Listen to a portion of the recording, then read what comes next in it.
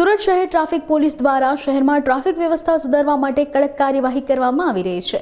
Overload passenger લઈ જતી રિક્ષાઓ અને આડેધડ પાર્કિંગ કરતા રિક્ષા ચાલકો સામે પોલીસે લાલ આંખ કરી દંડ ફટકાર્યા છે। 89 વાહન ચાલકોને દંડ આપી ફરી વખત આડેધડ પાર્કિંગ ન કરવા અને વધુ પડતા પેસેન્જર ના બેસાડવાની સૂચનાઓ આપવામાં આવી છે। આ સાથે જ સીસીટીવી કેમેરાથી પણ નજર રાખવામાં આવી રહી છે। આ ઉપરાંત નિયમોનું ઉલ્લંઘન કરનારાઓ વિરુદ્ધ કાર્યવાહી પણ કરવામાં આવશે।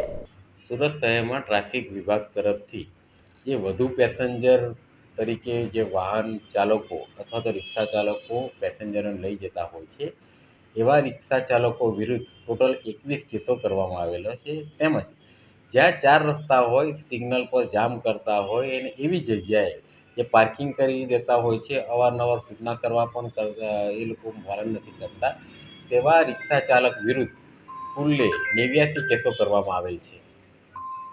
આ જે રીતે રિક્ષા ચાલકો આડેધડ પાર્કિંગ કરી દેતા હોય આ અત્યારથી કઈ રીતની કામગીરી થશે અને કઈ રીતના એ લોકો પર અંકુશ લેવા માટે ટ્રાફિક પોલીસ આમાં અમારા સીસીટીવી કેમેરાની મદદથી પણ જો આવા ઇલીગલ પાર્કિંગ પ્લેસીસ પર નો પાર્કિંગનું બોર્ડ હોય છે ત્યાં હોય છે એના પર પણ કેસીસ કરવામાં આવે છે।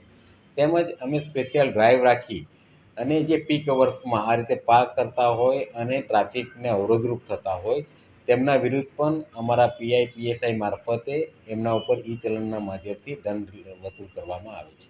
આ ઈ ચલણના મેમો દરરોજે જનરેટ થતા હોય છે, એનો ચોક્કસ આંકડો એ વિભાગ તરફથી મેળવીને આપી શકાય। તેમ છતાં જે આજના ડીઆર છે એમાં જોતાં ટોટલ 89 એવા ઇલીગલ પાર્કિંગ હતા એવા વાહન ચાલકો વિરુદ્ધમાં ઈ ચલણ આપવામાં આવેલ છે। એને પાછા ઈ ચલણ આપીને એના વિરુદ્ધ શિક્ષાત્મક કાર્યવાહી કરવામાં આવે।